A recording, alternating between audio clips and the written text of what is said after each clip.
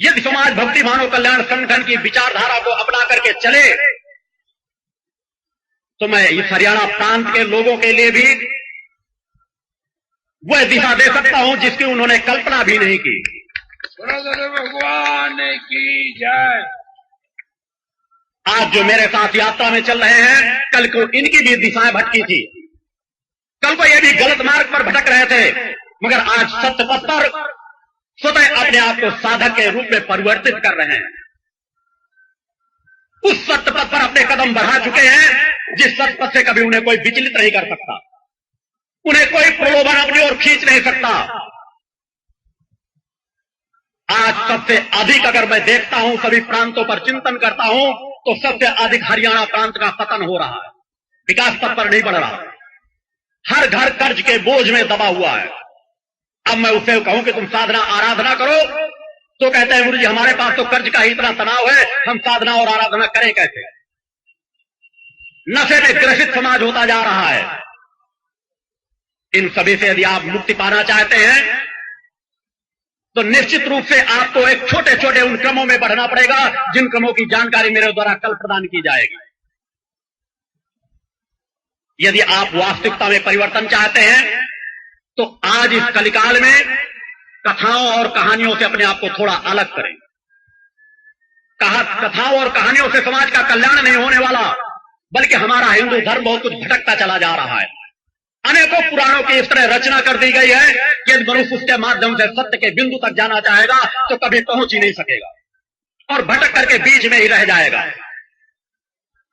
अतः यदि अपना कल्याण चाहते हो, यदि अपना हित चाहते हो, यदि ठगना नहीं चाहते हो, लुटना नहीं चाहते हो, तो उन मार्गों को छोड़ दो कि आपके सामने यदि समस्याएं आती हैं तो आप तत्काल किसी साधु संत सन्यासी के पास चले जाते हैं कि गुरु हम ये दक्षिणा ले लीजिए, हमारे लिए प्रयोग कर दीजिए, हमारे लिए कार्य कर दीजिए।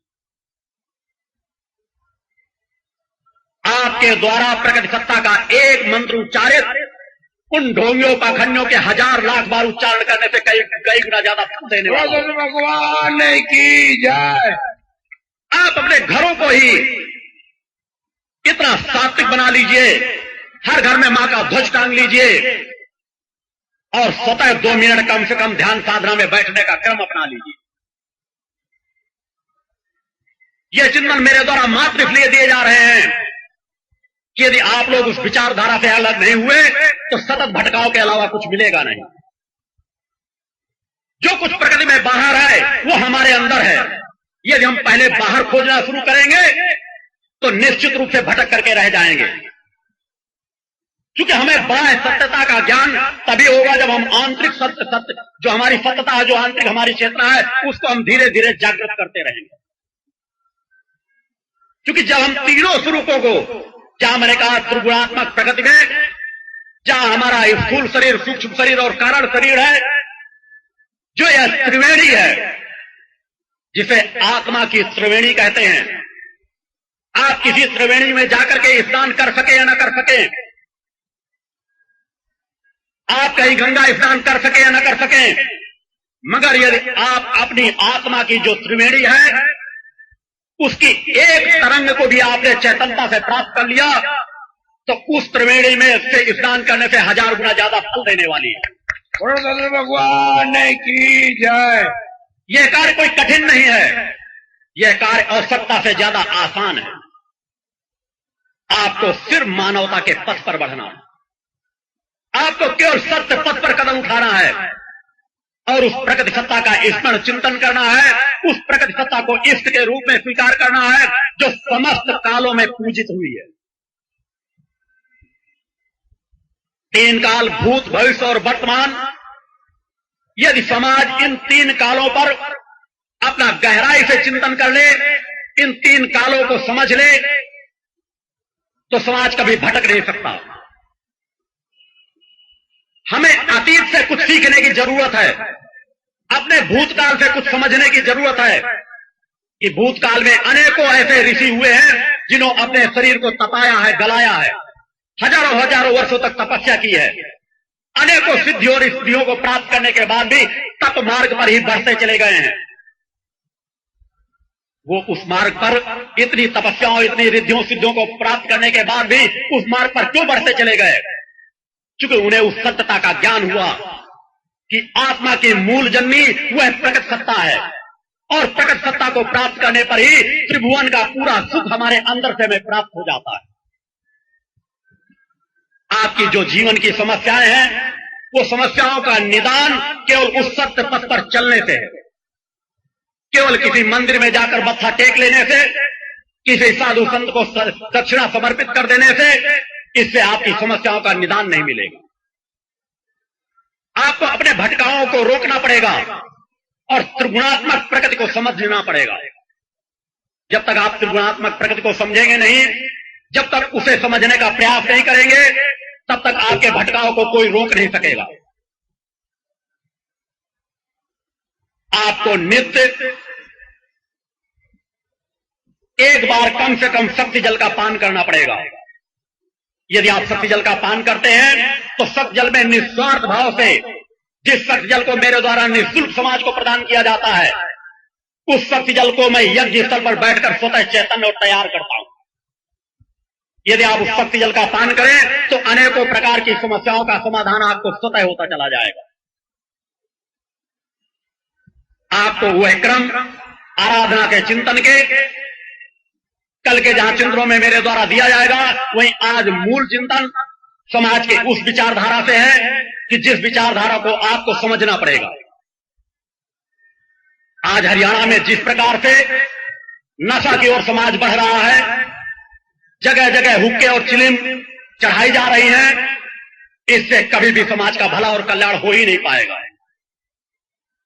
जब तक हम अपने मुख की शुद्धता नहीं रखेंगे, तब तक हम अपनी आंतरिक चेतना को कभी जागृत चेतन और प्रभाव बना नहीं सकते।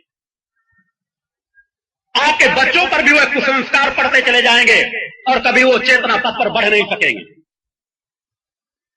आपको धर्म के उन मार्गों में भटकाया जा रहा है जहां केवल कह दिया जाता है आप नाम ले लो, आपको मुक्ति मिल जाएगी, आपको कल्याण मिल जाएगा।